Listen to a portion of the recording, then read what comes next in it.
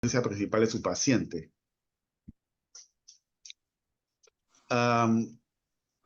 Aprovechando la ventaja que representa para mí que ustedes estén dando una materia donde específicamente se está hablando del electrocardiograma, voy a ser un poquito breve en esta parte y básicamente les voy a mencionar que es un estudio muy básico, necesario y complementario que debe realizarse en toda consulta de cardiología y que a su vez,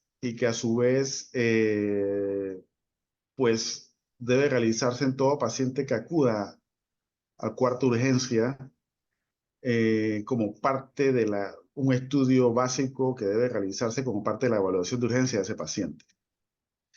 Eh, Como ustedes ya les deben haber ampliado un poquito la información al respecto, en el electrocardiograma tenemos básicamente registro de la actividad eléctrica del corazón, con toda esta secuencia de ondas, complejos, segmentos, como lo ven ustedes ahí, que además de la revisión de la actividad eléctrica del corazón en forma indirecta, también podemos tener información de la función mecánica del corazón. Y recordarles que en fisiología les debieron haber dicho que la actividad cardíaca y el órgano cardíaco en general funciona como un todo, como un sinsitio, donde hay un sistema eléctrico incorporado a una bomba hidráulica. Eso sería una forma sencilla de esquematizar todos los eventos y todas las situaciones que se dan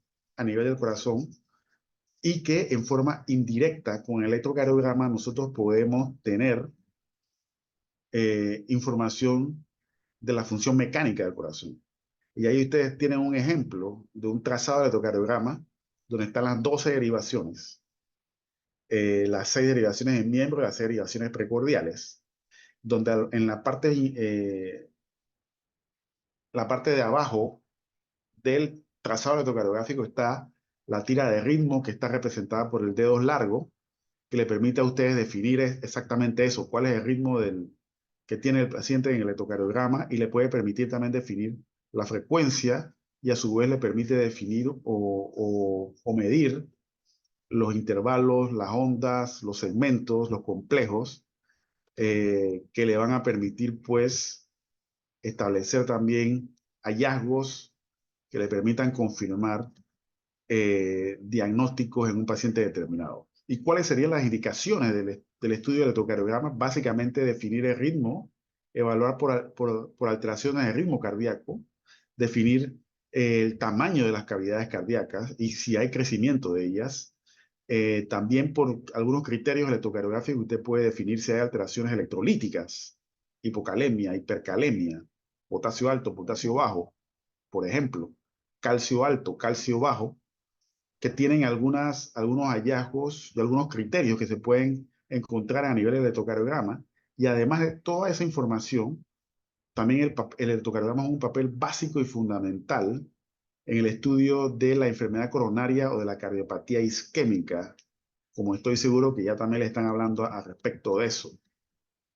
Otro estudio básico, fundamental, que ayuda muchísimo a obtener información, es la radiografía de tórax, en la cual usted puede ver cómo está la trama vascular pulmonar, si hay infiltrados, líquido en la cavidad pleural, si hay crecimiento de la silueta cardíaca, si hay aumento de esa trama vascular pulmonar o ausencia de esa trama vascular pulmonar. Todos esos hallazgos tienen un significado que la correlación clínica permiten confirmar posibilidades diagnósticas. Y rápidamente les puedo comentar algo. Espero que ustedes hayan dado radiología y muy rápidamente lo voy a mencionar, que a nivel de donde está la silueta cardíaca, usted puede definir arcos cardíacos del lado derecho, arcos cardíacos del lado izquierdo. Los del lado derecho son dos básicamente y están mediados por un lado la vena cava superior y por otro lado la aurícula derecha.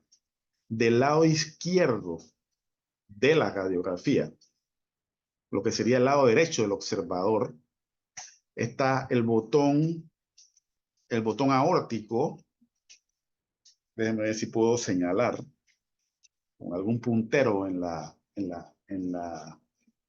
vamos a ver. Déjenme ver mientras tanto si puedo señalarle para que nos vayamos ubicando. Del lado izquierdo, o sea, del lado derecho del observador, déjenme ver, permítame un segundo. Alguien más entrando en la sala de espera, pero mientras tanto déjenme ver si encuentro algún señalador aquí, que aquí sí lo hay. Vamos a ver.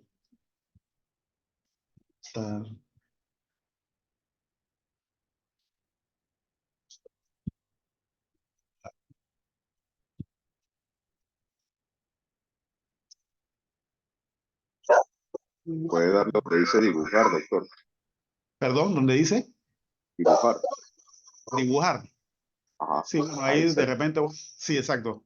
Ahí de repente voy a rayar un poco. Como le decía, del lado derecho, y no sé si están viendo el lápiz, pero bueno, voy a marcar aquí. En este lado correspondería a lo que sería a la vena cava superior.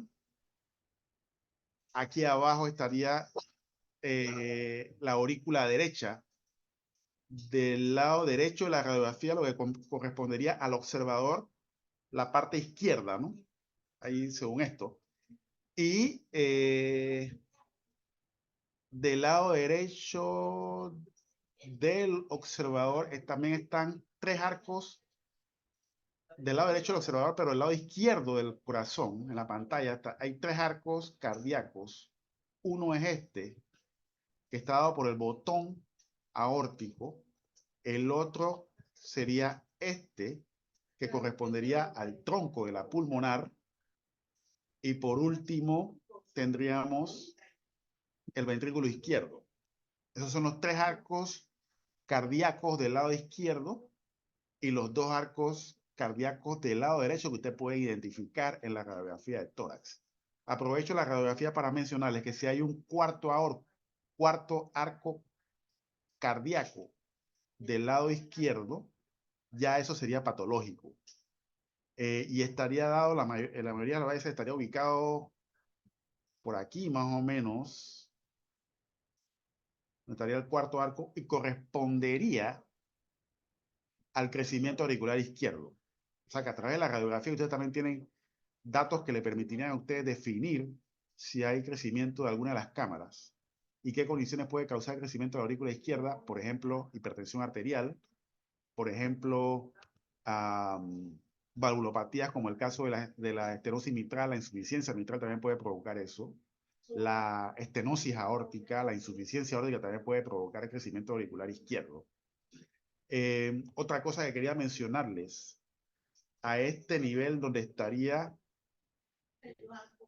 el tronco de la pulmonar, cuando este tronco de la pulmonar es prominente, usted debía considerar la posibilidad de que en este paciente haya aumento de presión en el circuito pulmonar. O sea que la dilatación del tronco, la prominencia del tronco de la arteria pulmonar es un hallazgo radiográfico que debe orientarlos hacia la posibilidad de que el paciente pueda tener aumento de presión en el circuito pulmonar. ¿Qué otra cosa les puedo decir también importante? Todo esto que voy a tratar de englobar y que incluiría la silueta cardíaca, toda esta área se podría considerar el área del mediastino. Entonces, si usted en una radiografía de tórax, usted vislumbra también prominencia o ensanchamiento del mediastino, eso también si es más prominente de lo que se ve ahí en el dibujo que traté de hacer, eso también tiene una implicación para diagnóstico de patología. Y una de las patologías que puede cursar con ensanchamiento de mediastino es la dilatación aneurismática de la arteria aorta. Déjenme ver. ángulo de relleno, borrador. Entonces, ahí está borrando. Ajá, qué bueno, ya estoy aprendiendo aquí con ustedes. Entonces, destacar. Entonces, también podemos ver en la radiografía de tórax, cuando hay, además de crecimiento auricular, también podemos ver datos radiográficos de crecimiento cardíaco, cuando la punta del corazón puede llegar a acercarse hacia la parrilla costal. Y si usted mide el índice cardíaco, que ese es un parámetro también que se puede medir, si le da más de 0.5 el índice cardíaco, eso es un criterio radiográfico de luego de la medición que le sugiere que hay crecimiento cardíaco. Y en la radiografía de tórax, cardiomegalia, el crecimiento cardíaco sería indicativo de cardiomegalia, y yo les puedo decir a ustedes que hay una ecuación que puede decirse que cardiomegalia es igual a cardiopatía o enfermedad del corazón. Vamos a ver si hay algo más por aquí. También podemos ver cuando hay infiltrados, como le había mencionado. Aquí pueden ver ustedes infiltrados, un infiltrado algodonoso alveolar, tanto en el campo pulmonar derecho como en el campo pulmonar izquierdo, o lo que vendría a ser un infiltrado en alas de mariposa bilateral, que en la radiografía, dentro del contexto del cuadro clínico del paciente, un hallazgo de esta naturaleza puede sugerir que el paciente tiene un edema pulmonar agudo. Y todas estas informaciones pueden verse y pueden ayudar a corroborar diagnósticos, como les decía, a través de estos métodos diagnósticos. Aquí, no sé si están viendo, estoy resaltando, este es el botón aórtico del lado izquierdo, y aquí está el tronco de la arteria pulmonar, el cual, si se recuerdan la figura anterior, en este caso, el tronco de la arteria pulmonar está prominente, lo cual sugiere dilatación de la arteria pulmonar y sugeriría aumento de la presión en el circuito pulmonar. Generalmente cuando sucede esto, una de las cámaras que puede afectarse por la presión aumentada en el circuito pulmonar es la cámara ventricular derecha. Y aun cuando por la ubicación anatómica en la radiografía del tórax, en condiciones normales no puede verse una imagen que sugiera la presencia del ventrículo derecho, algo que sí les puedo mencionar, cuando la punta del corazón se desplaza hacia arriba, como lo tienen en esta radiografía, perdón, este hallazgo de desplazamiento de la punta del corazón hacia arriba, en el contexto de dilatación del tronco de la pulmonar, debe sugerirles a ustedes la posibilidad de que haya crecimiento ventricular derecho. Y si se fijan, también, como les decía, la silueta cardíaca está acercándose hacia la parrilla costal. Y mientras más cerca esté de la parrilla costal, más sugiere y más apoya el diagnóstico de que su paciente tiene crecimiento cardíaco. Y en este caso, como la punta está levantada del corazón, a expensas del ventrículo derecho. Por supuesto que esto va acompañado de criterios electrocardiográficos de crecimiento ventricular derecho también, como ya se los deben estar mencionando en la clase de electrocardiografía.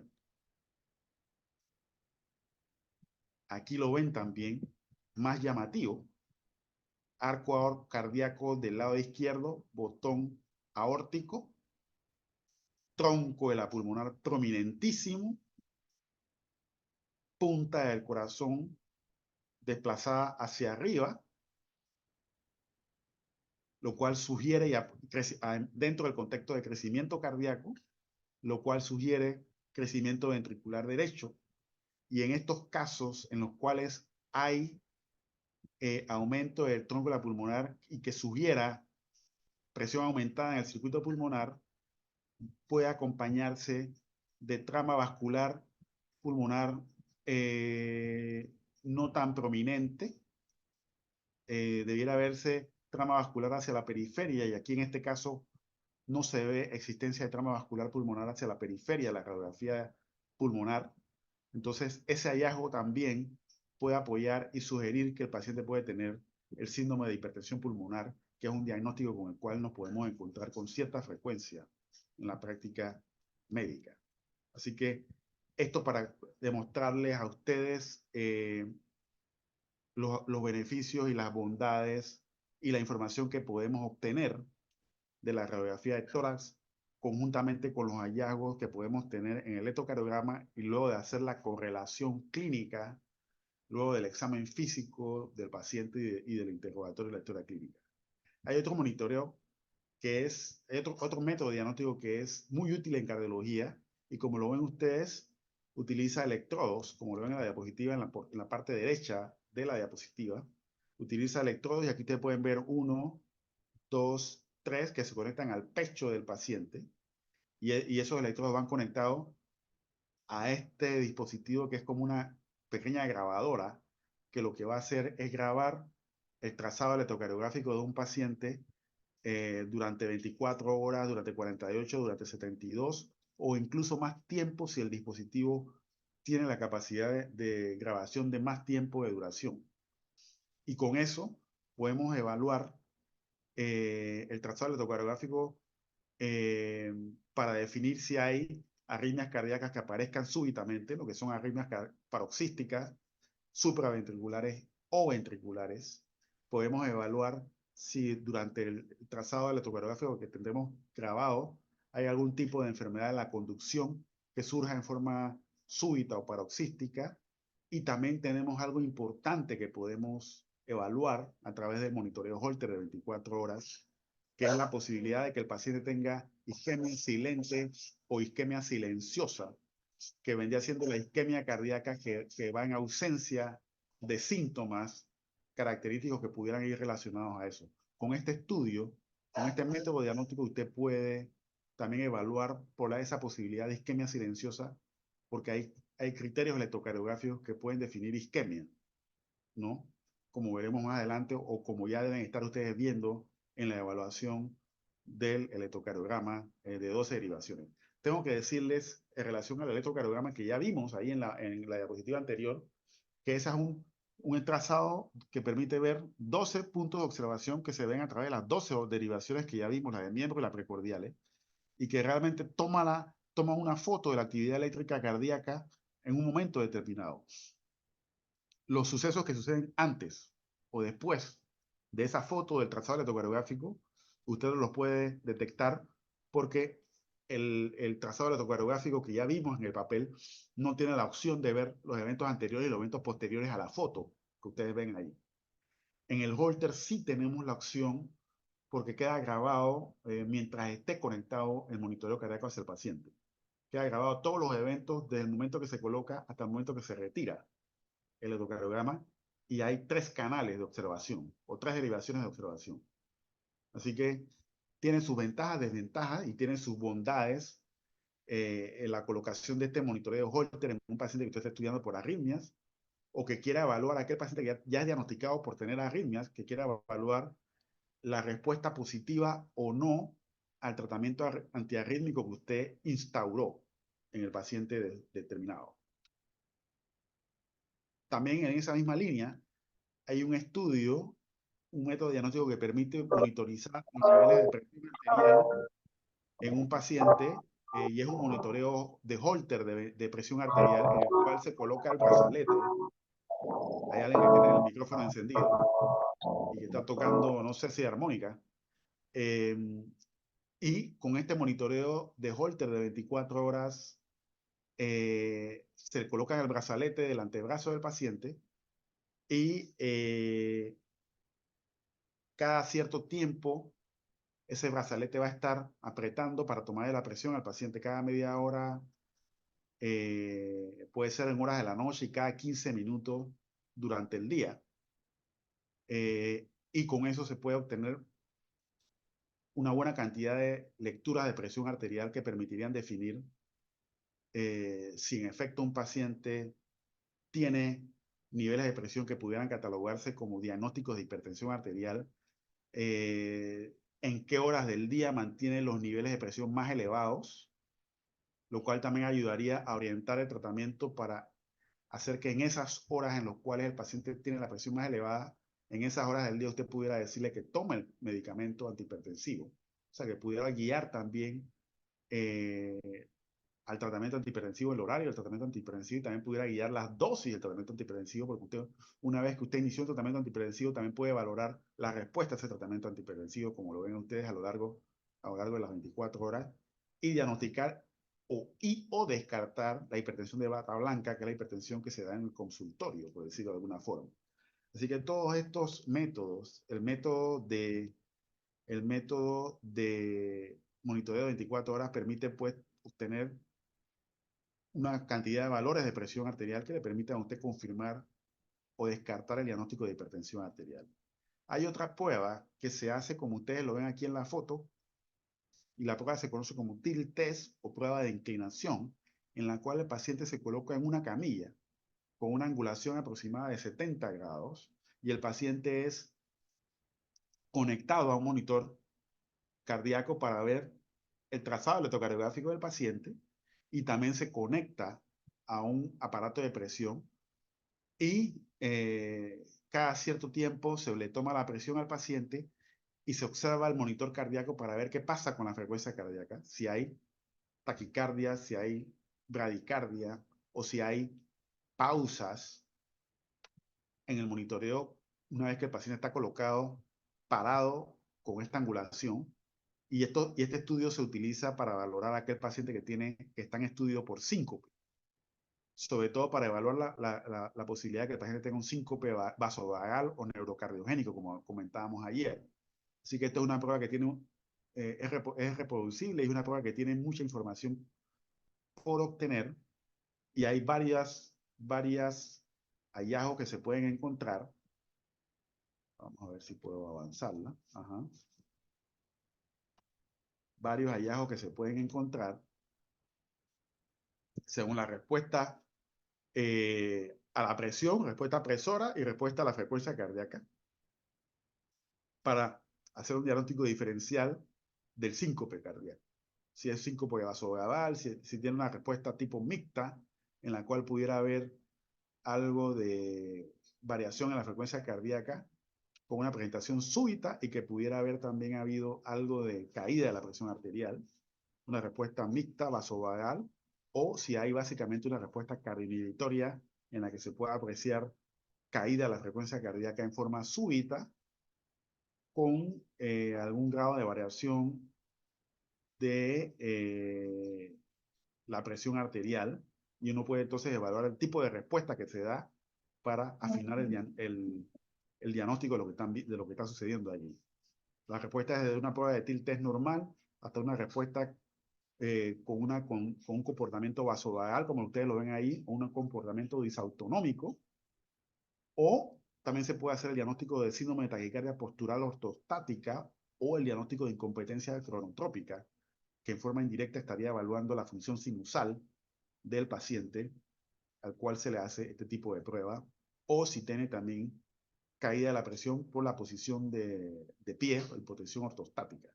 Así que este estudio tiene valor y aquí dentro de las cosas que nos podemos encontrar es un hallazgo como este, que pudiera explicar las causas del síncope. Si, como ustedes pueden ver aquí, aquí está. Como ustedes pueden ver aquí, actividad eléctrica normal a una frecuencia determinada y después súbitamente hay silencio, cero actividad eléctrica. Por consiguiente, al no haber actividad eléctrica durante este periodo de tiempo, no hay actividad mecánica y por consiguiente no hay bombeo de sangre, no hay perfusión tisular, el cerebro no recibe circulación sanguínea y por consiguiente si este tiempo sin actividad eléctrica es prolongado, esto puede explicar que el paciente pierda el conocimiento. Y esta es una respuesta, uno de los hallazgos que se puede encontrar en el estudio de tilt test o la prueba de inclinación. Vamos a ver si puedo seguir bajando. Ahí está. También tenemos otro estudio en cardiología que es la prueba de esfuerzo que se puede hacer con una correa sin fin, una banda sin fin como la que tienen en los aeropuertos. Por aquí, por supuesto, la longitud de la banda es mucho menor que la de los aeropuertos. Y por supuesto, pues el paciente puede caminar ahí, hacer un esfuerzo graduado.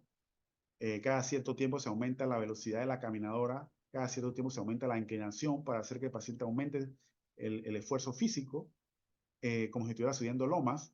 Y como ustedes ven aquí, él tiene como una faja en el pecho y la espalda en la cual se van a colocar los electrodos del electrocardiograma. Y ahí ustedes ven una pantalla donde está el monitor electrocardiográfico que va a permitir ver la actividad eléctrica cardíaca del paciente segundo a segundo durante la prueba. Y por supuesto, esta prueba también hay que tomarle presión arterial al paciente para ver cuál es la respuesta de la presión arterial durante el esfuerzo físico. Y por supuesto que esta prueba ergométrica o prueba de esfuerzo permite la evaluación del dolor torácico y de equivalentes anginosos en aquel paciente que usted esté estudiando por eh, enfermedad coronaria en cualquiera de sus grados de presentación. También podemos estudiar a pacientes que estén asintomáticos, que tengan alto riesgo de tener enfermedad coronaria. Pues aquí podemos diagnosticar a aquel paciente que está asintomático y que al ser sometido a la prueba puede dar criterios de positividad para considerar el diagnóstico de que el paciente puede tener enfermedad coronaria. Los criterios de positividad básicamente de la prueba son que durante el esfuerzo físico el paciente presente episodio de dolor torácico. Entonces usted claramente puede decir que la causa del dolor se da por la actividad física, y eso es uno de los criterios que apoyaría la positividad de la prueba para considerar que el paciente tiene insuficiencia coronaria o que tiene enfermedad coronaria. El otro criterio de positividad de la prueba son los cambios electrocardiográficos dinámicos que usted va a estar visualizando. El electro de reposo tiene una imagen y esa imagen electrocardiográfica se va modificando a medida que el paciente empieza a hacer esfuerzo. Por ejemplo, inversión de la onda T y también depresión o infra de nivel de cemento ST que no existía al inicio de la prueba. Entonces, esos cambios dinámicos electrocardiográficos son criterios electrocardiográficos que le van a confirmar a usted la positividad de la prueba. Y lo otro es que normalmente el paciente, cuando empieza a hacer actividad física, la presión sistólica sobre todo debe empezar a subir un poco en concordancia con el esfuerzo físico. Si la respuesta de presión arterial, en vez de subir, es plana, o sea, no hay subida de presión sistólica, o al contrario, hay caída de la presión sistólica, ese también será un criterio de positividad de la prueba. El otro grupo en los cuales estará indicado esa prueba de esfuerzo para saber cuál es su condición de salud cardiovascular sería aquel sedentario que decide iniciar actividad física, sobre todo aquellos pacientes mayores de 40 años. Ese sería el grupo al cual usted estaría obligado a hacer una prueba de esfuerzo antes de que inicie actividad física o antes de que inicie ejercicio o deporte. Un paciente que previamente haya sido sedentario. Y también la otra indicación de la prueba de esfuerzo sería la evaluación funcional de arritmias. Aquel paciente que tiene arritmias y que es sometido a actividad física y las arritmias desaparecen, la desaparición de las arritmias durante el esfuerzo le hace pensar a usted que esas arritmias tienen un criterio de benignidad, ¿no? Que son benignas y que permiten estratificar si tienen o no gravedad la presencia de esas arritmias cardíacas en el contexto de un paciente determinado. Así que esas son las indicaciones básicamente para la prueba de esfuerzo. También hay pruebas de esfuerzo que se puede hacer en bicicleta estática, y todo esto puede graduar el nivel de esfuerzo que realiza el paciente, y también eso también es un parámetro que permite definir el nivel de esfuerzo que el paciente puede tolerar, lo cual le va a permitir a usted dosificar la actividad física del paciente y además de evaluar por la presencia o no de enfermedad coronaria. Esta prueba tiene como particularidad, como ustedes ven, que también tiene indicación para evaluar o dar seguimiento al paciente que ya es diagnosticado con enfermedad coronaria. Si usted le empezó tratamiento y usted quiere ver cómo está su condición física o qué tanto ha podido mejorar en cuanto a la tolerancia de esfuerzo,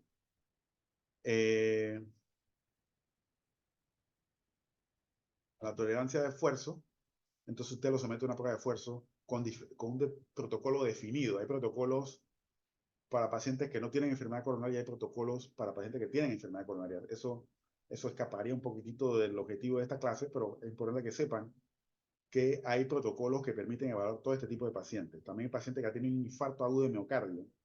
En la fase temprana del infarto agudo de miocardio hay protocolos especializados para realizar pruebas de esfuerzo para saber si luego del infarto el paciente tiene isquemia residual, que permitiría estratificar el diagnóstico y el tratamiento que se va a realizar con el paciente.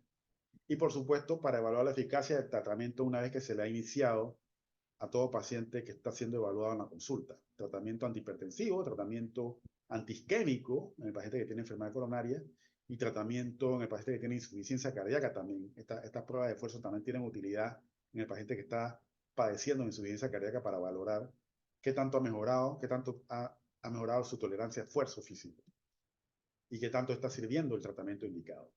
Como todos estos estudios, y en este específicamente, como ustedes han visto en los anteriores, la radiografía de tórax, el electrocardiograma, los anteriores, todos estos estudios, el paciente está acostado en una camilla de reposo o está en reposo parado y se le toma la foto de la radiografía de tórax.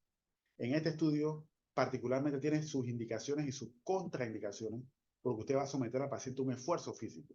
En otras palabras, usted está retando el corazón de ese paciente para ver cómo se encuentra ese corazón y en efecto usted puede encontrarse con pacientes que tienen severa enfermedad cardíaca y pueden tener algún grado de complicación. Y usted, para evitar que esas complicaciones se den, usted tiene que evitar someter a un paciente determinado a esa prueba de esfuerzo. ¿Y cuáles son los pacientes en los cuales estaría contraindicada la realización de la prueba de esfuerzo? En aquel paciente que tiene 72 horas o menos de evolución de un infarto agudo. Ahí estaría totalmente contraindicado que usted someta a un esfuerzo físico a ese paciente en el contexto de un infarto agudo de miocardio. Aquel paciente que usted está diagnosticando como angina inestable también tendría una contraindicación absoluta para ser sometido a la prueba de esfuerzo, porque aquel paciente que tiene angina inestable, como veremos más adelante, estaría a un paso de tener un infarto. Entonces, si usted lo somete a un esfuerzo físico, usted mismo en forma iatrogénica puede estar provocando el infarto agudo de miocardio en ese paciente. También otra contraindicación sería aquel paciente que tiene estenosis aórtica severa sintomática. Es una contraindicación para realizar la prueba de esfuerzo. Aquel paciente que tiene miocarditis o pericarditis o miopericarditis aguda también sería una contraindicación para la realización de la prueba de esfuerzo. Y aquel paciente que tiene arritmias en los cuales tiene repercusión hemodinámica sin control alguno, estaría contraindicada la realización de pruebas de esfuerzo. Y aquel paciente que tiene dolor torácico y que usted esté sospechando la posibilidad de que el paciente tenga una disección aórtica, también estaría totalmente contraindicada la realización de esfuerzo, porque el esfuerzo físico puede empeorar la disección y puede provocar que el paciente se le pueda morir durante la prueba de esfuerzo. La contraindicación fundamental es que todos estos pacientes son de alto riesgo de complicarse y de fallecer si son sometidos a este tipo de estudios. Aquel paciente que tiene insuficiencia cardíaca descompensada, que no ha sido compensada aún con el tratamiento, también tiene una contraindicación absoluta para ser llevado a una prueba de esfuerzo. Y las complicaciones, como ya les he mencionado algunas, pueden ser muerte, síncope, infarto agudo de miocardio, insuficiencia cardíaca o la presencia de arritmias. Así que si usted tiene un paciente de alto riesgo de complicaciones, entonces evite someterlo a este tipo de pruebas porque el riesgo es alto de que se le complique. En cada estudio en general, usted debe estar obligado a conocer cuáles son las indicaciones, cuáles son la información que usted va a obtener de cada estudio que usted va a someter a un paciente, cuáles son los riesgos inherentes al procedimiento del cual usted va a someter, pueden ser las eventuales complicaciones y cuáles son el grado de sensibilidad y especificidad que tiene una prueba determinada para usted obtener y decidir cuál sería de todos los métodos el método indicado para cada situación particular de su paciente. Eso es un concepto básico que debemos manejar en medicina en general y en cardiología en especial. Sobre todo con estos estudios diagnósticos, sobre que ya ustedes están viendo que aquí hay uno en el cual estamos sometiendo a un riesgo al paciente, que es la prueba de esfuerzo. Por otro lado, por el contrario, hay otros estudios, como por ejemplo el ultrasonido cardíaco o el ecocardiograma, en el cual usted, con imágenes o con ondas de ultrasonido, como ustedes lo ven ahí en la parte derecha de la diapositiva, Ustedes pueden evaluar la anatomía del corazón, pueden evaluar la estructura y pueden evaluar el funcionamiento del corazón, la función de bomba, puede evaluar el funcionamiento de las válvulas y puede evaluar por anomalías estructurales, la fuerza de contractibilidad, funcionamiento de las válvulas.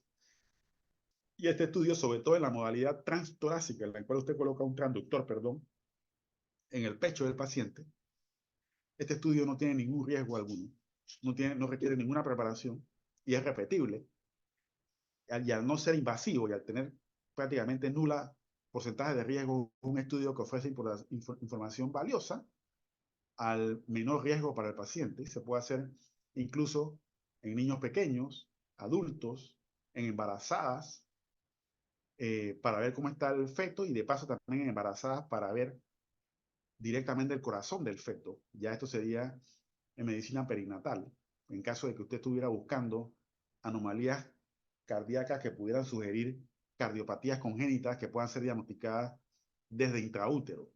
Así que este estudio es una modalidad que no solo se utiliza en cardiología, sino que se puede utilizar en medicina perinatal para la evaluación de cardiopatías congénitas. Y como le decía, en el modo transtorácico es la forma menos invasiva, menos cruenta y de menor riesgo para realizar este estudio y que se obtiene información importante. Sin embargo, hay una modalidad en la cual usted introduce un tubo, el transductor del ecocardiograma lo introduce en el esófago del paciente.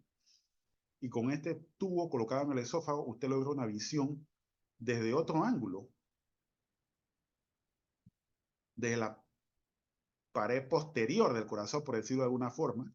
Usted puede mirar las estructuras cardíacas desde otro ángulo y puede observar estructuras que en el transtorácico se ven o que pueden no verse en el transtorácico y se pueden evaluar desde este ángulo, desde este nuevo ángulo, evaluar estructuras como por ejemplo, para ver con más amplitud la aurícula izquierda y ver un componente de la aurícula izquierda que no se ve comúnmente en el eco transtorácico, que es la orejuela de la aurícula izquierda. Y que en ese sitio anatómico de la aurícula se pueden ubicar coágulos, ¿no? Que con este estudio se pueden visualizar desde el transesofágico. Sin embargo, como ustedes ven, estamos haciendo un estudio, ya este eco pasa a ser un estudio invasivo desde el momento que usted introduce el tubo en el esófago del paciente, y aquí hay riesgo de eventuales complicaciones. Primero, el endoscopio se puede calentar. Si usted no es cuidadoso y se demora demasiado tiempo en el estudio, el endoscopio se puede calentar y puede producir quemadura en el esófago, que puede producir también una perforación esofágica y que puede producir mediastinitis. Si también usted no es muy gentil con la manipulación del endoscopio, usted puede perforar también el esófago del paciente y produciendo una complicación severísima que puede complicar la vida del paciente llevándolo a la muerte.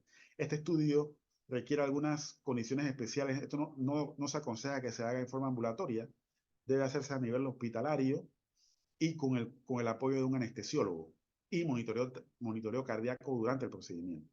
Ya este es un estudio cardíaco en el cual ya se hace de una forma invasiva. También hay estudios de medicina nuclear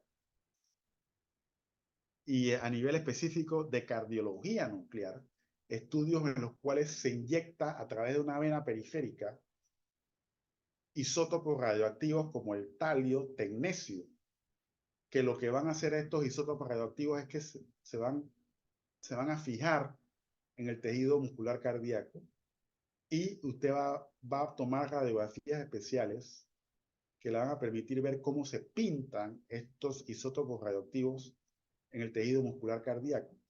Y estos estudios de medicina nuclear se pueden hacer en reposo, el paciente acostado en la camilla, o se puede hacer en esfuerzo durante la realización de una prueba de esfuerzo en caminadora o durante la realización de una prueba de esfuerzo en bicicleta estática, o se puede hacer inyectando medicamentos que simulen el esfuerzo físico. Y usted puede hacer una comparación de la toma de imágenes en la fase de reposo y en la toma de imágenes en la fase de esfuerzo o en la fase de estrés farmacológico.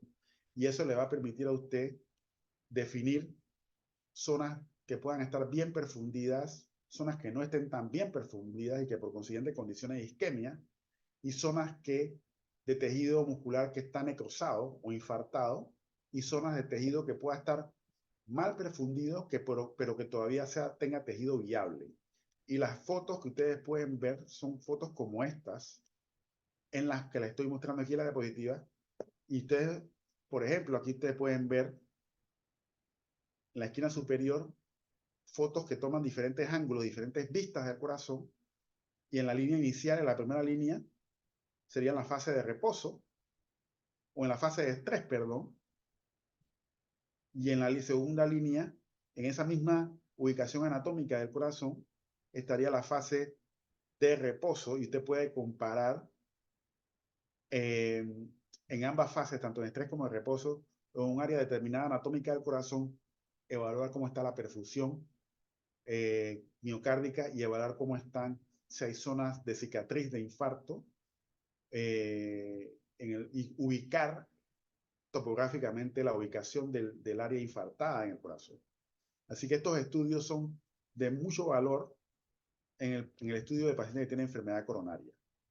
Como les digo, permite ver zonas isquémicas, zonas infartadas y zonas de tejido viable que está vivo, pero cuya circulación es precaria, ¿no? Y eso orienta o guía la información obtenida ahí para saber en qué área del corazón usted pudiera ir a revascularizar ese corazón para, mejorar nuevamente el flujo sanguíneo coronario y rescatar ese tejido viable para que sea tejido funcional, porque el tejido viable es un tejido que está aturdido, que está vivo, pero que no funciona al 100%. Entonces, al usted reperfundirlo o restablecer la perfusión coronaria en esa área, usted va a recuperar o rescatar ese tejido para que funcione o participe en la contracción muscular del músculo cardíaco. Otra modalidad de tratamiento o de método diagnóstico, perdón, es la tomografía coronaria, que es un estudio de tomografía que usa el mismo principio de la tomografía cerebral, del CAS cerebral, y que en este caso es un estudio también no invasivo, que toma radiografías especiales para ver la anatomía coronaria y para tener información anatómica del corazón. Lo que se hace es que se puede hacer inyectando tinte especial, contraste yodado, en una vena periférica del paciente, puede ser del brazo.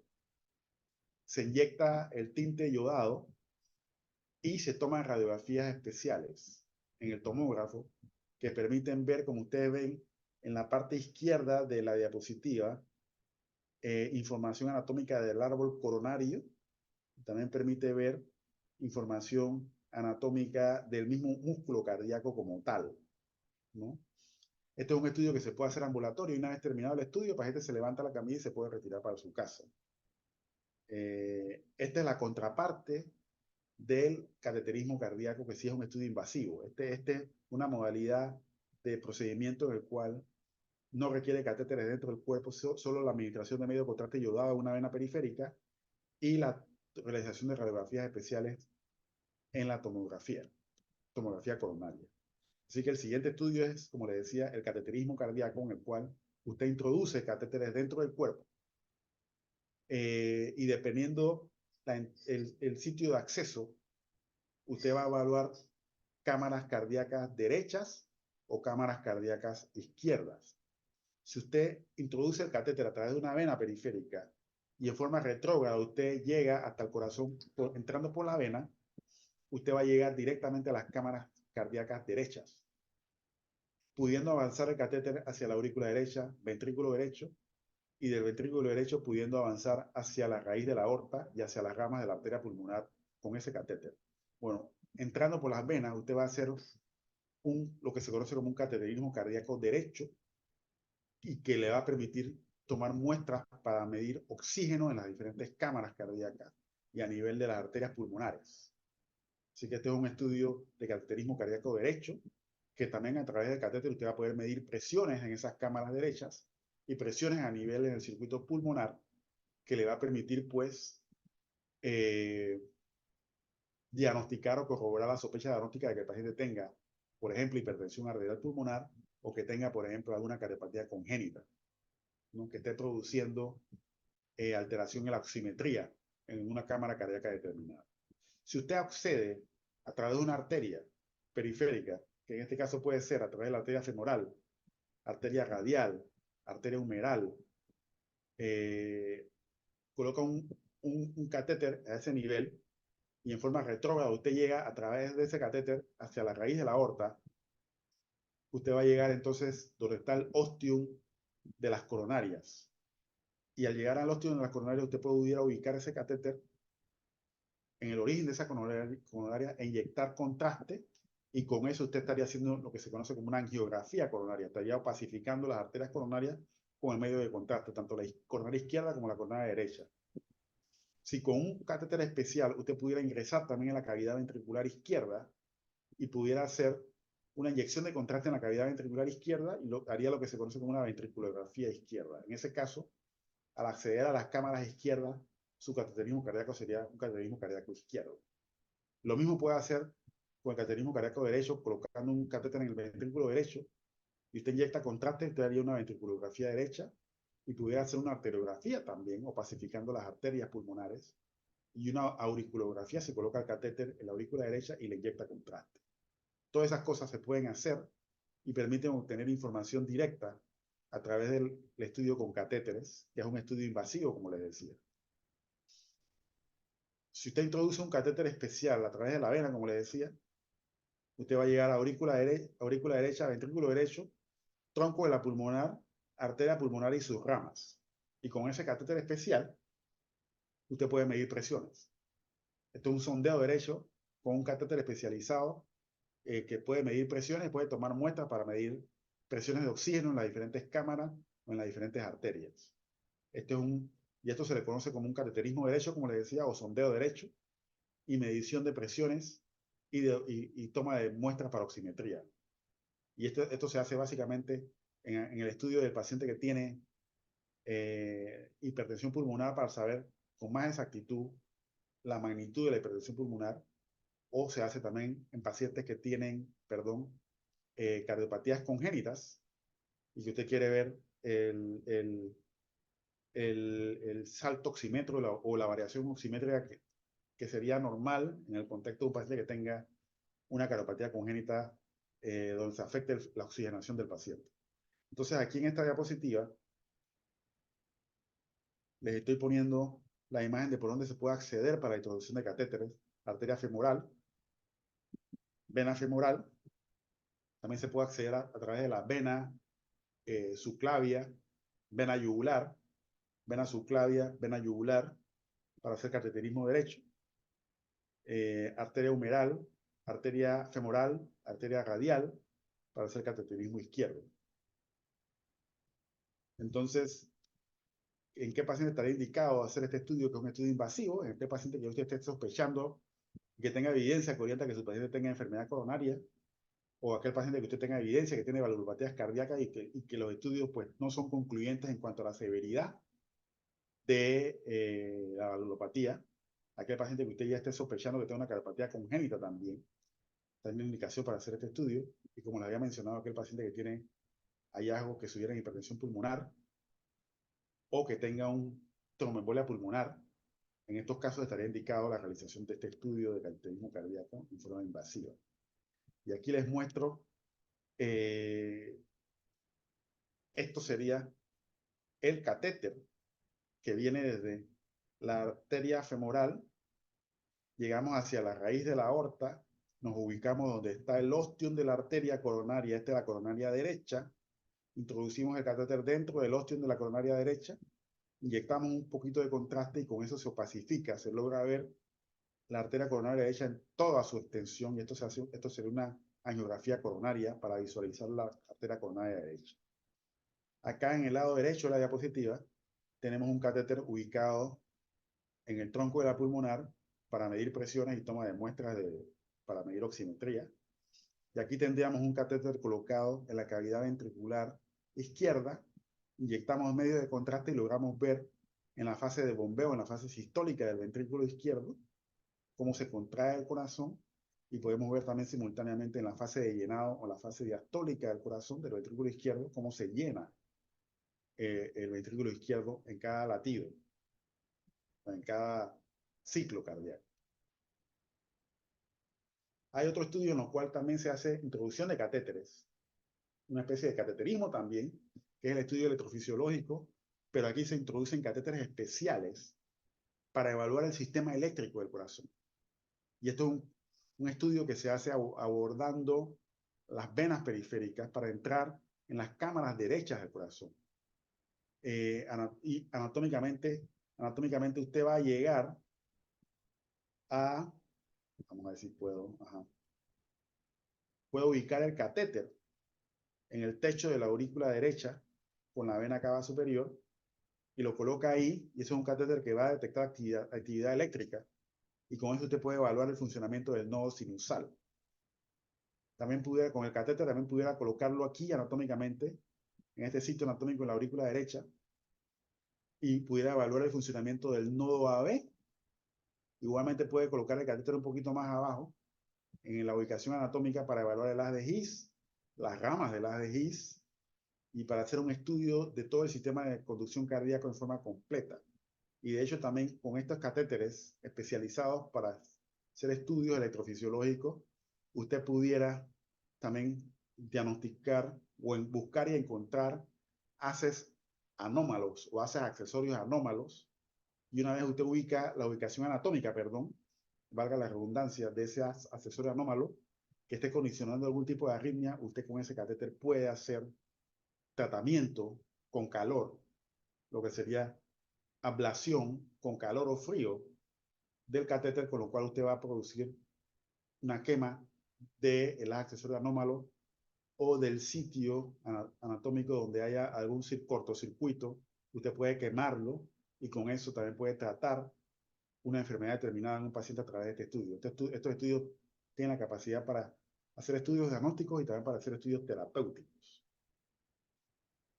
También tenemos dentro del armamentario de cardiología el estudio de resonancia magnética, en el cual, como ustedes ven ahí, el paciente es introducido en una especie de cápsula cerrada, donde el paciente, pues, a través de estos aparatos, se envía corrientes de ondas electromagnéticas que permiten obtener información anatómica, estructural y funcional del corazón, así como también obtener información en cuanto a la perfusión miocárdica del corazón a través de la resonancia magnética, que utiliza un contraste que es gadolíneo, que requiere, pues, que el paciente tenga una función renal adecuada, al igual que el contraste yodado que se utiliza en la tomografía coronaria y en los cateterismos, requieren una función renal adecuada para poder realizar estos estudios.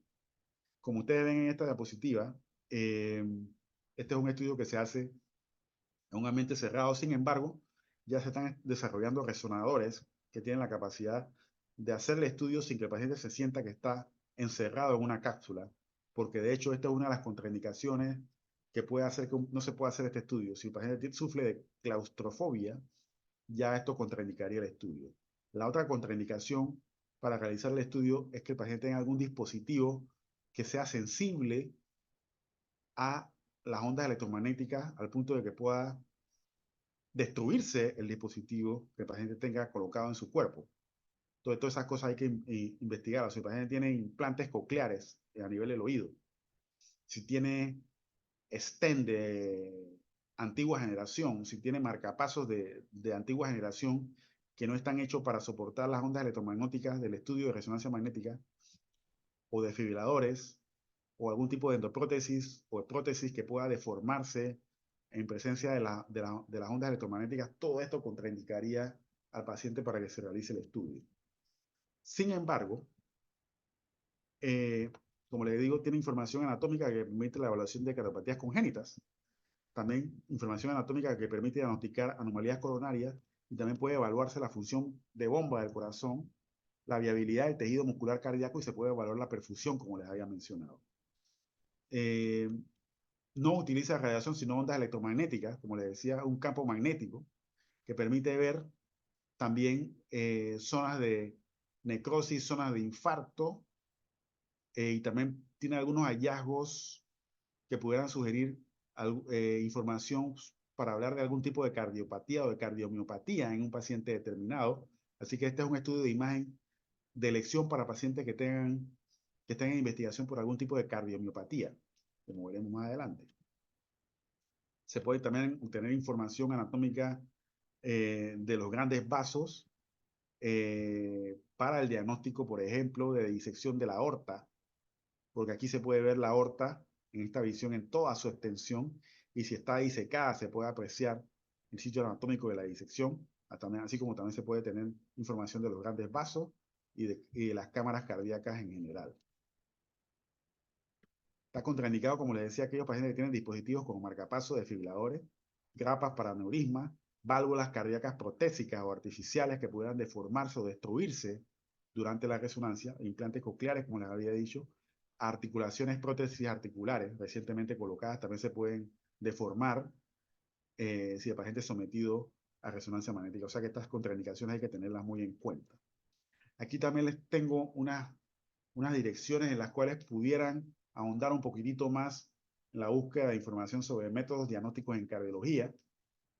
Esta clase se las voy a enviar también, como ya les envié la anterior. Si hay alguna pregunta, algún comentario en relación a lo que hemos mencionado, si no, yo voy a aprovechar el tiempo que me queda para ver si podemos comenzar a hablarles algo de cardiopatías congénitas, que son cardiopatías que se pueden diagnosticar intraútero, con los estudios que les mencioné de medicina perinatal, o que se pueden diagnosticar y se debieran diagnosticar, que se están diagnosticando desde intraútero, y que, no sé si la están viendo la pantalla, la están viendo, ¿no? Ahora la cambié y Sí, tengo el tema, sí, ahora la cambié y Doctor, tengo el tema de sí, cardiopatías es un azul. congénitas. Se ve un bebé y un médico ocultando al niño. Les decía que este tema es importante también porque, gracias a Dios, no es tan frecuente, pero a su vez, lamentablemente, no es tan infrecuente que por ahí hay pacientes, niños que nacen con estas cardiopatías congénitas, y lo ideal es que el diagnóstico se haga lo más pronto posible en el pacientito, en el niño, pero les tengo la mala noticia que hay pacientes adultos que llegan a la edad adulta con esta cardiopatía sin diagnóstico y por supuesto que sin tratamiento. Entonces aquí la idea es que logremos detectar lo más pronto posible estos pacientes que tengan estas enfermedades de nacimiento congénita cardíaca para poder instaurar el tratamiento correctivo lo más tempranamente posible, con lo cual mejoraríamos el pronóstico y la calidad de vida de estos pacientes aquejados de esta enfermedad, de estas enfermedades.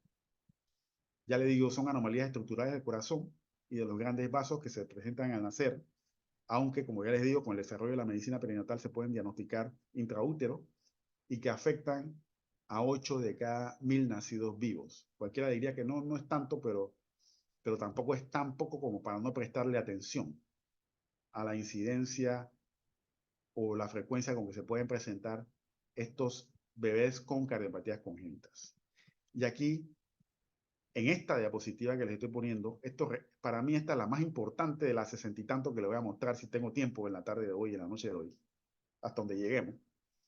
Esta es la más importante porque en esta lo que estoy tratando de esquematizarles cuáles son los hallazgos sugerentes o las pistas que a todo médico debe alertar para considerar que un niño pequeño pueda tener una cardiopatía congénita.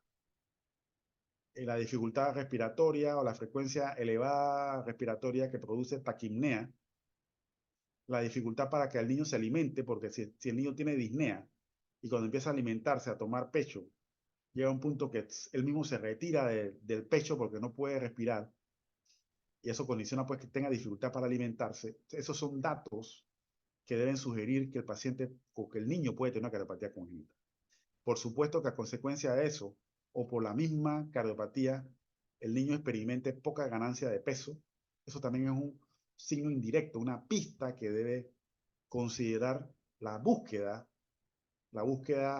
activa en ese paciente para descartar que tenga una cardiopatía congénita. El otro dato que también debe sugerirnos la posibilidad de una cardiopatía congénita es la presencia de irritabilidad, llanto fácil, y aquí hay un signo de alarma que mencionamos ayer.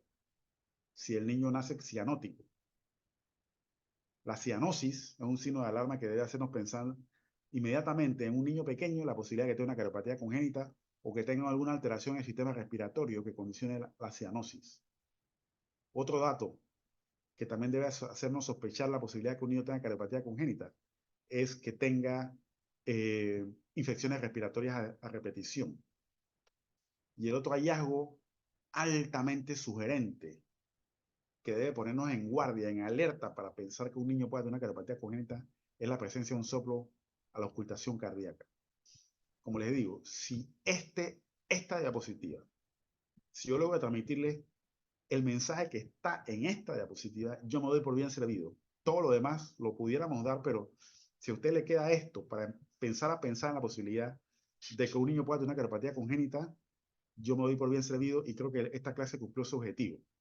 Sin embargo, a continuación, les voy a mencionar que hay clasificaciones que permiten definir o clasificar las cardiopatías congénitas. Y básicamente, la clasificación es si condicionan cianosis o no. Por ejemplo, si son cardiopatías congénitas cianóticas o acianóticas. Y en eso separan entonces las cardiopatías en dos grandes grupos, como lo ven en esta diapositiva. Las que condicionan cianosis y las que no condicionan cianosis. Las cianóticas, por lo general, el niño nace morado. Desde el momento que el niño nace morado y no se recupera con el oxígeno suplementario y persiste estando morado, usted debe considerar que puede haber una cardiopatia congénita o que tenga un problema a nivel del sistema respiratorio. Pero si consideramos la posibilidad de una cardiopatia congénita, ya de entrada debemos considerar que se trata de una cardiopatia congénita compleja para que condicione cianosis desde el momento del nacimiento o a las pocas horas de nacido del niño. Por otro lado, tengo que decir lo siguiente. También dentro de las cardiopatías congénitas que no producen cianosis, serían las menos complejas en relación a las otras. Pero quiero que sepan que estas cardiopatías que inicialmente no son cianóticas, en muchos casos, si el paciente no es diagnosticado ni tratado oportunamente, se pueden convertir en cianóticas. Y cuando estas cardiopatías que inicialmente no son cianóticas se convierten en cianóticas, entonces estamos hablando de que esa cardiopatía muy probablemente se le fue el tiempo para ser corregida. Entonces ya en ese contexto ya las opciones de tratamiento correctivas probablemente no se pueden considerar, sino las opciones de tratamiento que nos están quedando son básicamente dos: las paliativas o una radical que sería trasplante cardíaco o trasplante de corazón-pulmón con toda la complejidad que eso implica. Entonces, en el concepto, como les decía, cuando hacemos la división de cardiopatías congénitas, está las que producen cianosis y está las que no producen cianosis inicialmente. Pero les hago la salvedad que dentro de las que cursan sin cianosis, si se dejan evolucionar sin tratamiento, sin diagnóstico correctivo, sin diagnóstico y tratamiento correctivo oportuno, esas también van a evolucionar hacia cianosis y en ese caso estamos hablando de que estas cardiopatías caen en lo que se conoce como síndrome de Eisenmenger, que si el tiempo lo permite el día de hoy, trataremos de explicar qué es lo que hay detrás del síndrome de Eisenmenger y que tiene que ver con que una cardiopatía no cianótica se haga cianótica. Así que hay varias clasificaciones, como ustedes ven ahí, pero básicamente les pudiera decir cardiopatías congénitas complejas, ultracomplejas y cardiopatías congénitas no tan complejas que no condicionan cianosis, ¿no? O sea que básicamente el punto de corte aquí será clínico. Si el niño está cianótico, si el niño no está cianótico. Entonces, esos serían los dos grandes grupos. Hay varias clasificaciones, pero para no confundirlos, usemos ese criterio de si produce cianosis o no cianosis. Y vuelvo y le repito, haciendo la salvedad de que una acianótica puede evolucionar a producir cianosis si se desarrolla el síndrome de Eisenmenger, lo cual sugeriría que esa cardiopatía, que no era tan compleja, ya se le perdió el tiempo para ser corregida, porque ya hay daños irreversibles, perdón, a nivel del circuito pulmonar que condicionarían aumento de la presión o hipertensión en el circuito pulmonar. Ejemplos de cardiopatías congénitas que producen cianosis del inicio. Son cardiopatías complejas como la tetralogía de Fallot, transposición de grandes vasos, ventrículo único, perdón, o ventrículo izquierdo hipoplásico, estenosis pulmonar pura, drenaje pulmonar venoso anómalo total. Esas son cardiopatías congénitas complejas que producen cianosis desde el nacimiento o el poco tiempo de nacimiento. Entonces, ellas, a su vez, otra forma de clasificarlas sería dependiendo desde dónde en qué dirección viaja el cortocircuito.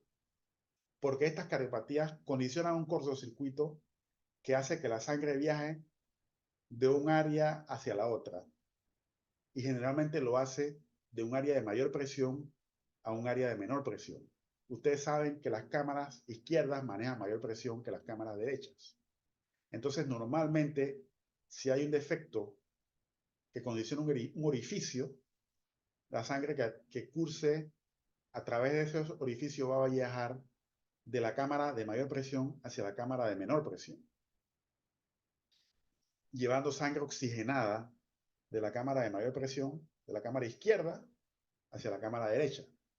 Por consiguiente, esa cardiopatía va a ser una cardiopatía acianógena o sin cianosis, y como lo ven, el grupo de condiciones que pueden cursar con ese cortocircuito de izquierda a derecha corresponderían a las cardiopatías congénitas acianógenas.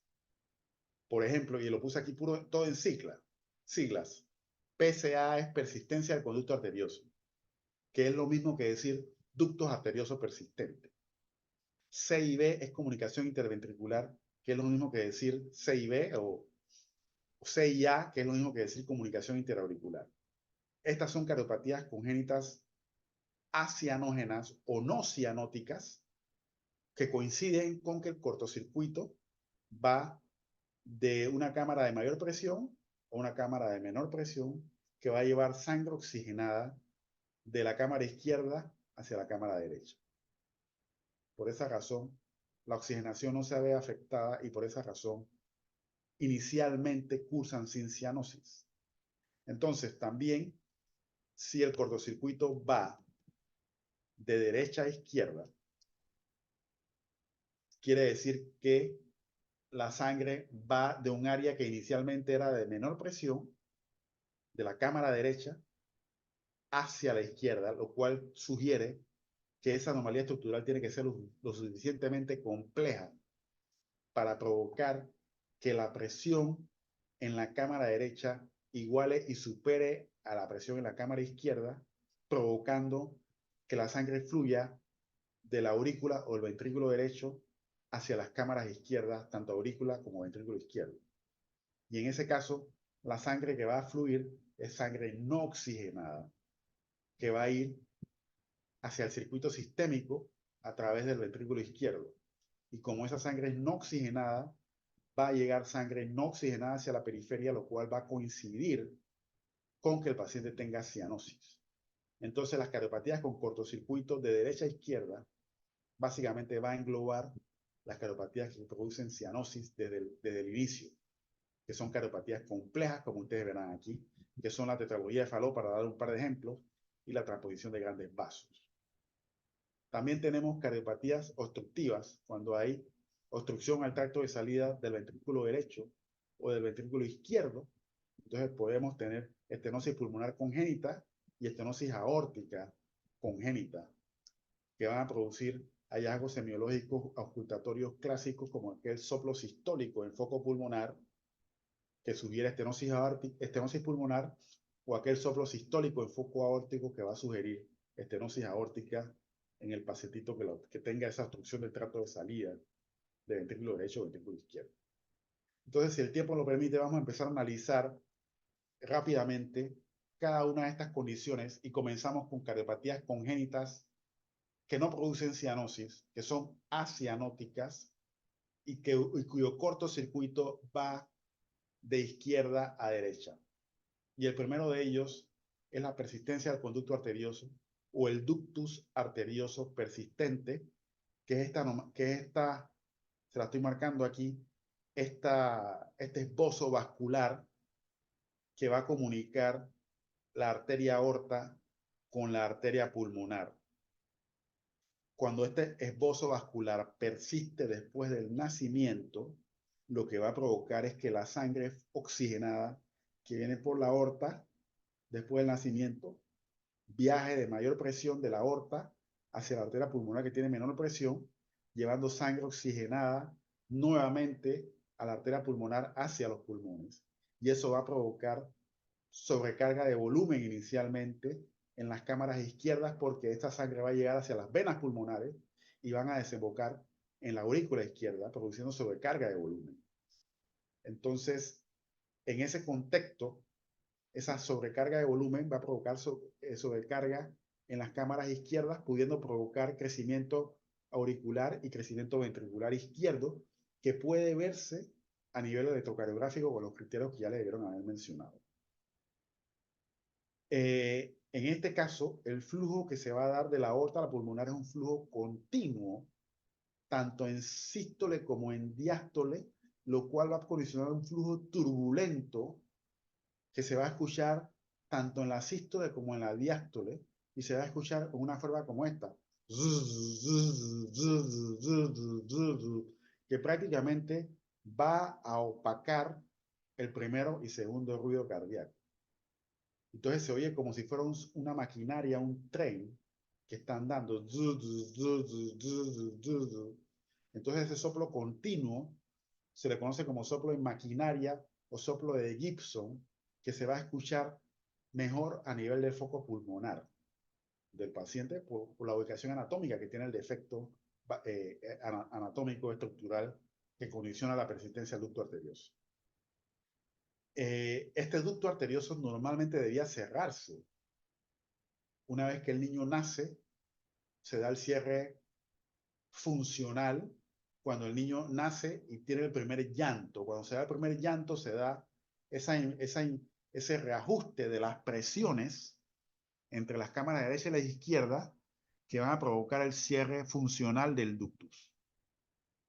Entonces, normalmente al nacer se debe cerrar. Pero si al nacer no se cierra y persiste ese ductus abierto, entonces se va a producir toda esta sobrecarga de volumen que les he mencionado y se va a producir el hallazgo auscultatorio por el flujo turbulento que se da a través del ducto arterioso desde la aorta hacia la pulmonar, con ese soplo continuo de maquinaria de Gibson, que ya les he mencionado, que debe hacer sospechar con esas características inmediatamente el diagnóstico clínico de que el niño pueda tener persistencia de ducto arterioso. ¿Qué pasa? En intraútero, el niño tiene una circulación fetal que es un poco distinta a la circulación que conocemos después del nacimiento. Intraútero, cuando el niño está intraútero, los pulmones están, por decirlo de alguna forma, apagados. No están funcionando para la oxigenación y el intercambio gaseoso. El pulmón del bebé, mientras esté dentro de la mamá, donde se da el intercambio gaseoso, es a nivel de la placenta. La placenta es el aparato respiratorio y el aparato de nutrición del bebé. Intraútero, los pulmones están apagados, como les he dicho. Entonces la circulación fetal en el niño se da a través de la vena umbilical, de la arteria umbilical. La sangre llega hacia la placenta, se da el intercambio gaseoso y de nutrientes, y a través de la vena umbilical van hacia las venas cavas y van a desembocar en la aurícula derecha y ventrículo derecho. Entonces, intraducto arterioso va a persistir porque la sangre que es enviada del ventrículo derecho hacia la arteria pulmonar para que se nutra básicamente, pero ahí no se da intercambio gaseoso, La otra parte que va a viajar hacia el circuito sistémico va a viajar por el ducto arterioso hacia la aorta. ¿No? Directamente hacia la aorta. Y cuando se da el nacimiento, entonces se da el cierre anatómico, el cierre funcional del ducto arterioso porque ya desaparece, se transforma la circulación fetal a la circulación del neonato, en la cual ya con el primer llanto empiezan a funcionar los pulmones y entonces se da la circulación como nosotros la conocemos, la circulación pulmonar y la circulación sistémica. Entonces esa es la variación que hay de la circulación fetal a la circulación del neonato. Entonces cuando persiste ese ductus, se escuchan los hallazgos auscultatorios. ¿Y en qué caso se puede dar persistencia del ductus? Cuando el niño nace prematuramente, antes de completar los 9 meses de vida intrauterina. Entonces, los hallazgos clínicos en un paciente que tiene ductus arteriosos, básicamente va a ser disnea por la sobrecarga de volumen que se produce en las cámaras izquierdas. Por esa misma sobrecarga de volumen, el paciente puede tener datos de insuficiencia cardíaca. Al sobrecargarse de volumen el circuito pulmonar, eso puede predisponer las infecciones respiratorias frecuentes, como la había mencionado en la segunda diapositiva. Se puede afectar la alimentación y se puede afectar la ganancia de peso. Y en la auscultación, como le digo, el soplo continuo en maquinaria, en el foco pulmonar, y en el electrocardiograma se puede ver la sobrecarga de volumen en las cámaras izquierdas. Y esta sobrecarga de volumen en el bebé va a producir un pulso saltón que se puede detectar si usted le toma los pulsos en las extremidades al bebé. Y esto es un hallazgo al examen físico que también debe hacer sospechar la posibilidad de que el niño tenga ducto arterioso. La presencia de ese pulso lleno, pulso saltón en un recién nacido. La radiografía de tórax lo que va a mostrar es prominencia del tronco de la pulmonar y aumento de la trama iliar vascular pulmonar por la sobrecarga de volumen que se produce a ese nivel. Cuando se hace el ecocardiograma, o antes de eso, cuando miramos la radiografía, vamos a encontrar que hay crecimiento cardíaco a expensas de las cámaras izquierdas y hay hiperflujo pulmonar con aumento de la trama vascular pulmonar, con prominencia del tronco de la pulmonar por el hiperflujo pulmonar que se produce. Así que este hallazgo radiográfico, todos estos hallazgos radiográficos van apoyando la posibilidad diagnóstica del ducto arterioso. Y cuando hacemos el eco, vamos a encontrar, cuando le ponemos el Doppler, hay un intercambio de color que va a permitir ubicar el área del cortocircuito o de la comunicación entre la arteria aorta, que sería esta, y la arteria pulmonar, que sería esta. A ese nivel se puede ver el defecto en forma directa con el ecocardiograma que permitiría confirmar el diagnóstico de que el paciente tiene un ducto arterioso. Entonces, ¿qué pasa si el ducto arterioso no se le da tratamiento?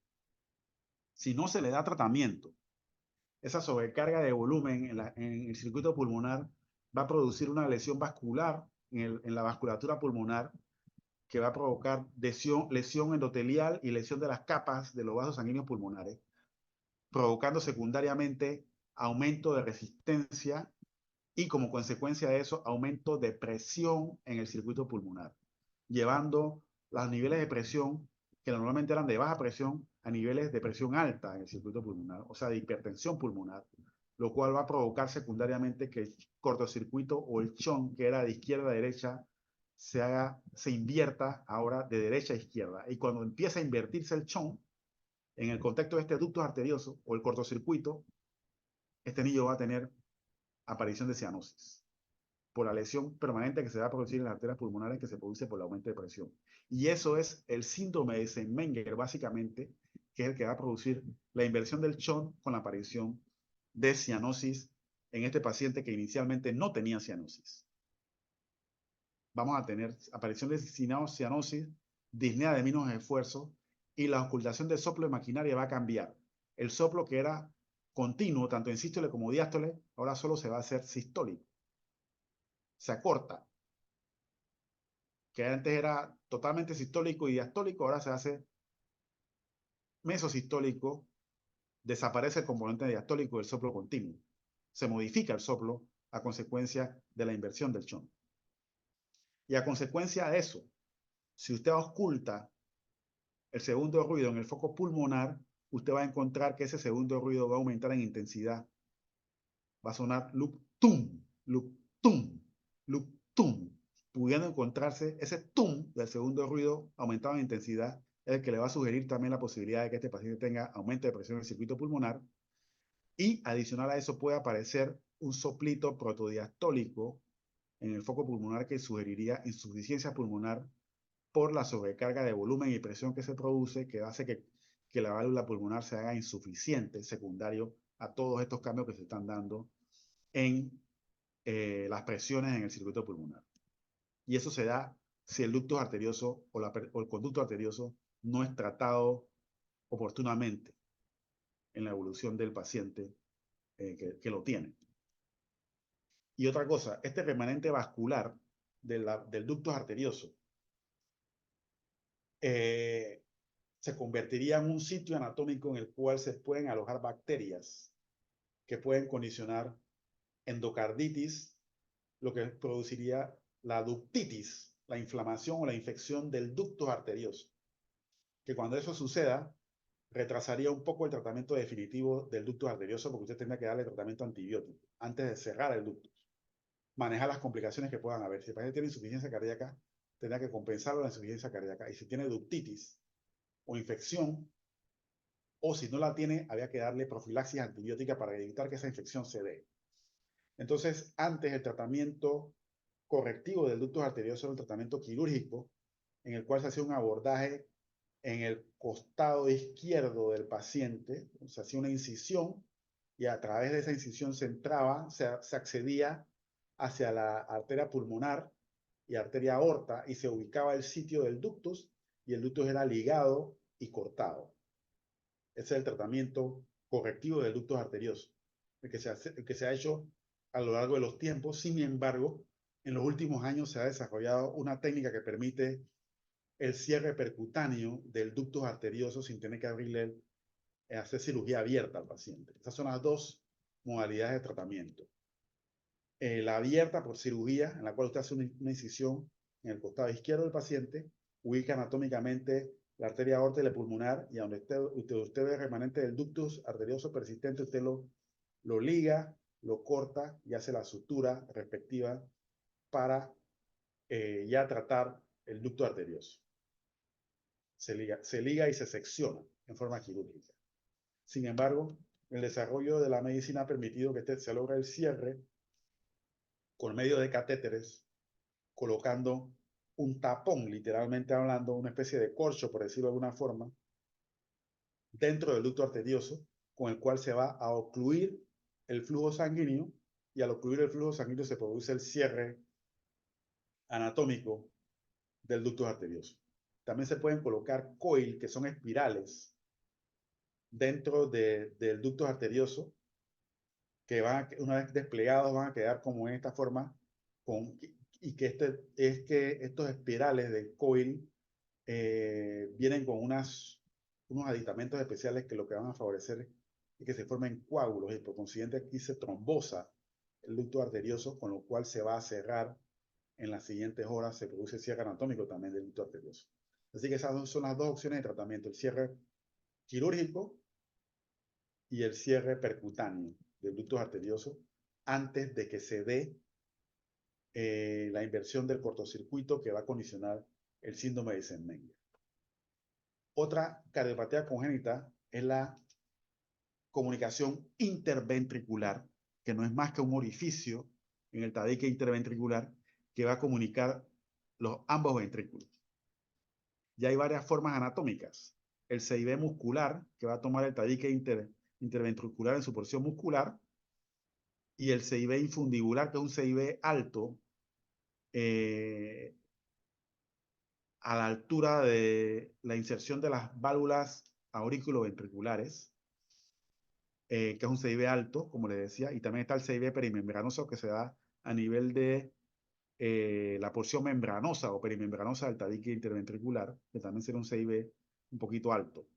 En estos casos, el cortocircuito o el shunt que se produce es de izquierda a derecha, y el hallazgo semiológico es un soplo sistólico que se oculta a nivel del foco aórtico accesorio o a nivel del foco tricuspidio, pero tiene una característica muy particular, que es la irradiación en banda o en cinturón hacia, como si tuviéramos un cinturón, en esa misma forma, el cinturón en la caja torácica es como se irradia el soplo sistólico de la comunicación interventricular. Y esa irradiación es muy particular, y cuando usted la busca y la encuentra en un paciente, hasta que se demuestre lo contrario, usted tiene que considerar el diagnóstico de comunicación interventricular.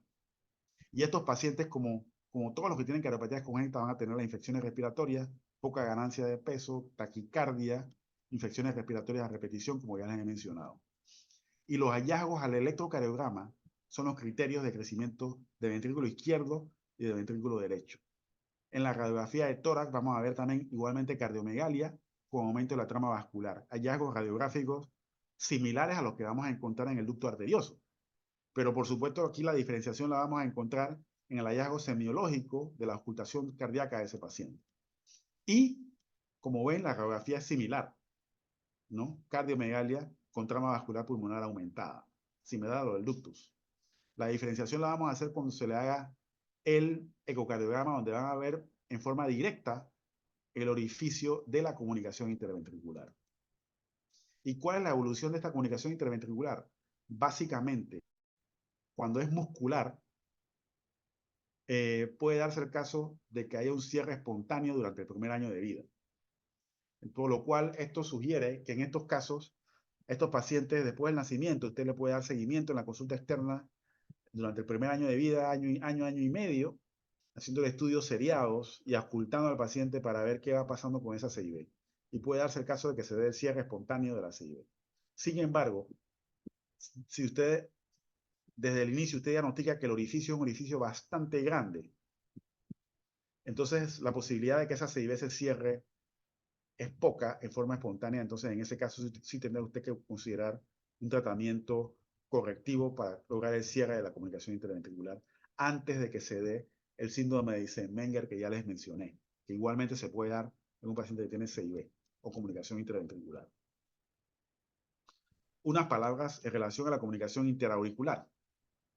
En la comunicación interauricular lo que tenemos es un orificio en el tabique interauricular que permite que se comunique la sangre que viene de la aurícula izquierda a la aurícula derecha. El cortocircuito es de izquierda a derecha. Mandando sangre oxigenada de la cámara izquierda hacia la cámara derecha. Y los síntomas, cuadro clínico del paciente puede ser infecciones respiratorias a repetición, taquipnea, y al examen físico, básicamente lo que vamos a encontrar, lo que les mencioné ayer. Un desdoblamiento amplio, fijo y persistente del segundo ruido cardíaco, tanto en inspiración como expiración, pudiendo encontrarse hallazgos auscultatorios como un soplo sistólico a nivel del foco tricuspidio, lo cual sugeriría sobrecarga de volumen a nivel de la cámara ventricular derecha, ¿no? Y pudiendo encontrarse en algunos casos un soplito sistólico en foco pulmonar, lo cual sugeriría sobrecarga de volumen o hiperflujo pulmonar. Entonces, la radiografía de tórax en estos pacientes, ya le digo, el hallazgo semiológico es básico y clásico que usted lo encuentre y lo va a alertar inmediatamente para que usted haga la investigación por la cardiopatía congénita. La radiografía de tórax igualmente usted va a encontrar crecimiento cardíaco, en este caso a expensas de cámaras derechas con un tronco pulmonar prominente. Y hay algunas diferencias, ¿no? Y a nivel del electrocardiograma, como sabrán, hay dos tipos de comunicación interauricular. El ostium secundum, ostium primum, y también está la del seno venoso, pero a nivel del electrocardiograma, usted pudiera diferenciar el ostium secundum y el ostium primum, básicamente determinando la orientación del eje.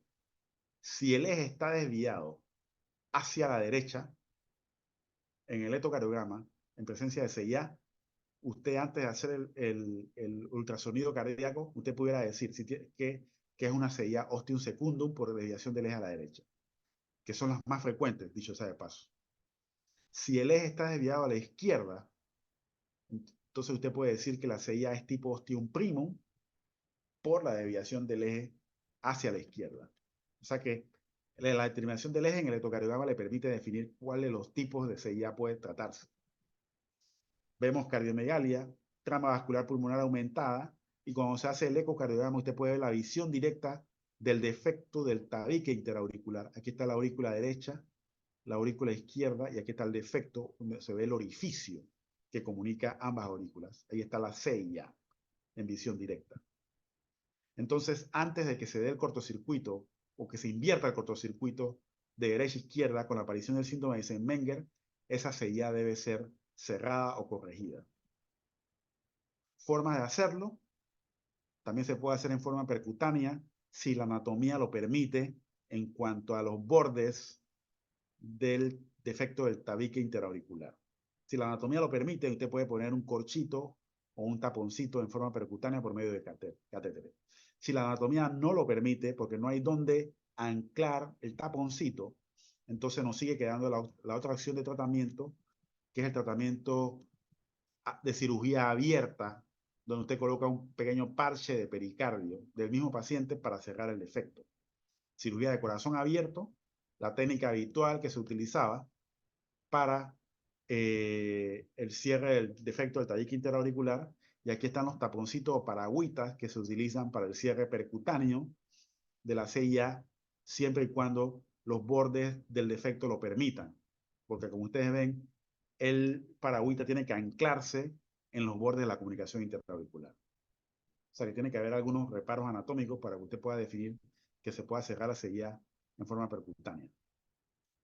Si eso no se da, entonces tenemos lo que ya les mencioné, el síndrome de Eisenmenger, tanto en la CIA, CIB, si no es corregida oportunamente, y el ducto arterioso, puede evolucionar al síndrome de Eisenmenger, que no es más que la inversión del shunt de izquierda a derecha a izquierda, debido al aumento de presión que se produce por el hiperflujo pulmonar, que va a lesionar la pared vascular de las arterias pulmonares, provocando aumento de resistencia y aumento de presión secundariamente, con lo cual pues esa presión en la pulmonar llega a igualar la sistémica, incluso a superarla. Por consiguiente, entonces la sangre va a fluir de las cámaras derechas hacia la izquierda, sangre no oxigenada, lo cual va a condicionar cianosis, y va a condicionar entonces que estas tres cardiopatías ya se les pasó el efecto para ser corregidas, y entonces tenemos que hablar entonces de o tratamiento paliativo o tratamiento radical de trasplante de corazón-pulmón. Entonces, en este caso, como les digo, esta cardiopatía acianógena, si se dejó de evolucionar o si se diagnosticó tardíamente, evoluciona a producir cianosis porque se invirtió el cortocircuito. Y eso ya sugiere severidad y evolución hacia peor de esa cardiopatía que se pudo haber corregido antes, y para evitar que lleguemos a esta condición.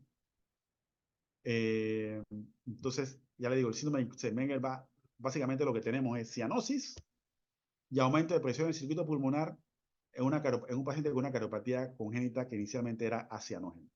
Entonces, la clínica va a estar dada por dificultad respiratoria, disnea, datos de falla cardíaca de predominio derecho, crecimiento de cámaras derechas que van a condicionar arritmias auriculares y ventriculares, síncope, y el paciente, como un mecanismo de defensa, va a producir hiperproducción de glóbulos rojos, que va a provocar el síndrome de hiperviscosidad sanguínea, secundario a la poliglobulia, en un paciente que no se oxigena adecuadamente, y esa poliglobulia puede producir cefalea, mareos, e incluso puede llegar a producir episodios convulsivos en el paciente que la padece. En vista de que ya nos estamos quedando sin tiempo, vamos a dejarlo hasta aquí. Hasta aquí hemos hablado de cardiopatías congénitas acianógenas de cortocircuito de izquierda a derecha, y hemos hablado de una complicación que se produce con la aparición de cianosis y aumento de presión en la pulmonar cuando esas cardiopatías acianógenas no tan complejas no son corregidas oportunamente. Lo que viene a continuación, pero por falta de tiempo, serían las cardiopatías con cortocircuito de derecha a izquierda, o las cardiopatías cianógenas, que son las cardiopatías más complejas en comparación a las que acabamos de ver. ¿Hay alguna pregunta o comentario hasta aquí? Doctor, Dígame. sí. Yo sé que ya lo mencionó, pero básicamente no puedo, no logro relacionar el tema de la cianosis con la dirección del cortocircuito de la cardiopatía. Cuando tenemos un defecto tipo CIA, tipo CIB o tipo ductos arteriosos, lo que tienen en común todos esos defectos es que se produce una sobrecarga de volumen hacia el circuito pulmonar. Hay hipervolemia hacia el circuito pulmonar, sobrecarga de volumen. Esa sobrecarga de volumen va a producir estrés sobre la pared vascular arterial pulmonar. Va como si usted tuviera un nivel de volumen en una tubería, que de repente usted aumenta el volumen en esa tubería. ¿Qué va a suceder? Por efecto de ese aumento de volumen, se va a producir, se lo voy a decir de esta forma para ver si es más fácil, de más fácil comprensión, se puede producir un tironamiento, estiramiento de la tubería. En este caso, estoy hablando de una tubería elástica, porque normalmente las tuberías son de PVC, las que usted puede estar pensando ahorita mismo. Una tubería elástica de una manguera puede ser. Entonces, ese tironeamiento sobre la tubería va a producir estrés a nivel de la pared, del espesor de la pared de esa tubería. Y si ese estrés de la pared, ahora piénselo en relación al golpeteo que se produce en la pared vascular pulmonar, arterial pulmonar. Ese golpeteo constante por el volumen aumentado va a producir lesión del endotelio y lesión de la capa muscular de la arteria pulmonar. Entonces, al producirse esa lesión a nivel del endotelio y de la capa muscular, se va a producir cicatrización o fibrosis en las capas histológicas de la arteria pulmonar. Y a consecuencia de eso, se va a producir aumento de resistencia de las arterias, de la pared arterial, al flujo sanguíneo. Y ese aumento de resistencia al flujo sanguíneo pulmonar va a provocar secundariamente aumento de presión en el circuito pulmonar. Y ese aumento de presión y de resistencia va a provocar que cada vez menos la sangre pueda llegar hacia los capilares. Y por darse que cada vez menos la sangre llega hacia los capilares, la oxigenación no va a ser adecuada. Al no ser adecuada la oxigenación, el intercambio gaseoso en el alveolo pulmonar, eso va a condicionar cianosis en el paciente. Y por efecto de la presión arterial pulmonar aumentada, esos dos componentes son básicos para que se dé el síndrome de Eisenmenger. Entonces, al final de eso, mientras más elevada sea la presión, igualando la sistémica o superando la presión sistémica, entonces eso va a hacer que las cámaras derechas, que inicialmente eran de baja presión, secundariamente por aumento de la presión en el circuito pulmonar, también van a tener aumento de presión en las cámaras derechas, igualando la sistémica o superando la sistémica. Y por consiguiente, entonces, la cámara derecha se va a convertir en la cámara de mayor presión. En ese contexto de lo que estoy hablando, ojo, del síndrome de Eisenmenger, entonces el flujo sanguíneo se va a dar de la aurícula derecha hacia la aurícula izquierda para tratar de descomprimir el circuito pulmonar. Y esa sangre que va a fluir de la cámara derecha hacia la cámara izquierda es sangre no oxigenada, que va a ser expulsada por el ventrículo izquierdo hacia el circuito sistémico, llevando sangre no oxigenada. Por consiguiente, lo que vamos a ver a nivel clínico es que el paciente va a desarrollar cianosis. No sé si eso le aclara su duda. Sí, sí, Ok, sí, le entendí mejor. ok. Muchas gracias. De todas maneras, lo invito a que se dé una lectura de los libros que le recomendé, buscando específicamente eso, el síndrome de Eisenmenger, donde explica un poquito más a fondo todas estas situaciones para que lo tengan todavía mucho más claro. ¿Alguna pregunta, alguna otra pregunta o comentario? Muchas gracias.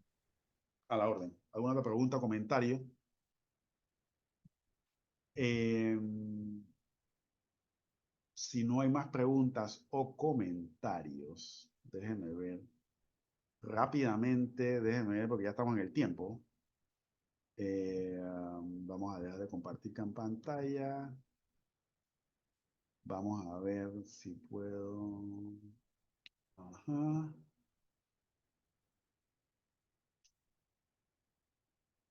Vamos a detener la grabación.